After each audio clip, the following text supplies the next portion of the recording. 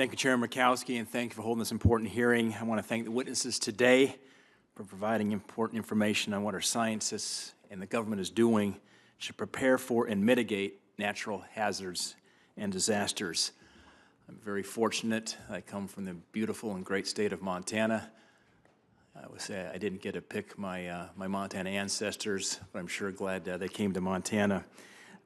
With the beauty that we have in our state, I mean, the mountains, rivers, the plains, and of course our national parks, there are serious geological and natural hazards such as landslides, avalanches, earthquakes, etc. I spend a lot of time outside when I'm not in Washington, D.C. I can tell you what, I don't have a coat and tie on when I'm back home. But because of this, it's important that the public, local businesses, ski resorts, local governments have the information they need to keep Montanans and visitors safe. It's also important we have the tools necessary to get communities back up on their feet after these hazards occur, specifically making sure that electricity and telecommunications return quickly. I want to thank you, Mr. Applegate, and the USGS for all the recent work you've done monitoring the Yellowstone caldera. I hope that our predictions are true and that the eruption is still hundreds of thousands of years away. However, your continuous monitoring and updates help put people at ease and will provide life-saving information if ever needed. Question I have for both Mr. Applegate and Mr. Casamassa. Both of you spoke about the partnerships that your agencies engage in to provide information to the public. I know that avalanche.org is an important tool for those that ski at our world-class resorts and world-class backcountry. Can you tell me some of the other partnerships you have in Montana that can provide information to our hikers, our hunters, our snowmobilers, skiers, and communities that will keep them safe? Let's start with you, Mr. Applegate. I should say Dr. Applegate. No, sure. No, thank you so much. And I'll say I got to do geologic field work in the Bitterroot Mountains, and spectacular part of your state. I'm glad you mentioned Yellowstone. The Yellowstone Volcano Observatory is a great example of partnership involving the USGS, universities, but also then the state geological surveys, including the state survey in Montana. And that is really critical because, as was mentioned earlier, we can generate scientific information, but the point is it has to get to the people who need that, who have those questions. And so our partnerships with the states are absolutely critical for that. Likewise with earthquake monitoring, of course, Montana has had, back in the 50s, the Hebgen Lake earthquake, we're magnitude 7 events, so a significant earthquake hazard. And there again, the partnership with the Montana State Survey has been a really important one for us. Thank you, Doctor. Mr. Casanova.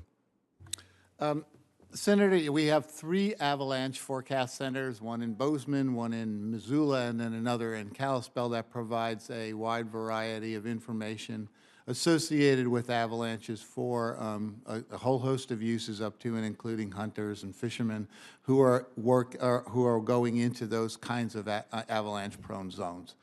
We do work with the Montana Fish and Game. We work with the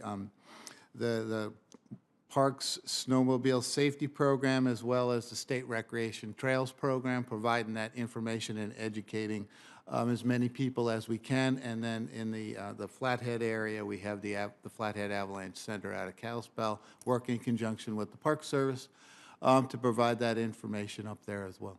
Well, the good news is we are having a very good snow year. Snow well above average, which is wonderful for our snowpack and so forth, but we're also seeing more and more Montanans and others access the backcountry, and the avalanche risk has been great this season, and we've already had some fatalities in Montana, and I'm grateful for those who are studying the science of avalanches and understanding better what really goes on. An incredible field of sometimes still learning about what happens with snow. What are some of the biggest hurdles that communities face after a disaster?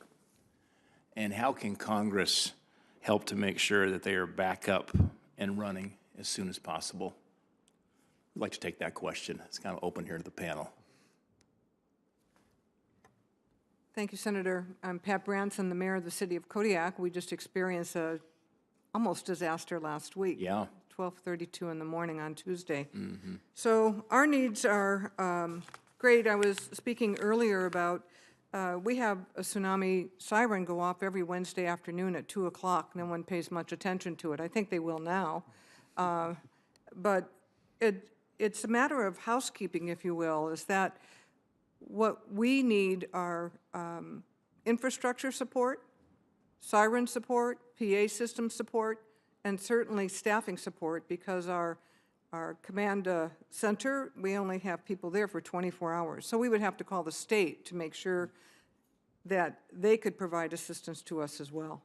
So it's not just equipment, it's infrastructure as well. We have a 60-year-old, more than 60-year-old fire station that's cracking. That's why I brought the duct tape here, showing that we can't repair things as we normally do in Alaska. We call that cowboy chrome back in Montana. It's Kodiak Emergency Prepared. Not working this time. So, so those are the kinds of things that we need. We were very lucky. We had electricity. We had the phone system working, which is how we received the tsunami warning. And and every community is different and with their needs. But that's what we are looking at right now. And it's having that information from the scientific background and from the different agencies, and relaying that to our citizens as well. And on a continuing basis, not just Wednesdays at 2 o'clock, but very frequently as things change. So those are the kind of needs that we have and we just experienced, and we'll do a debriefing from our experience from last week. Thank you, Mayor. Thank you, Chairman.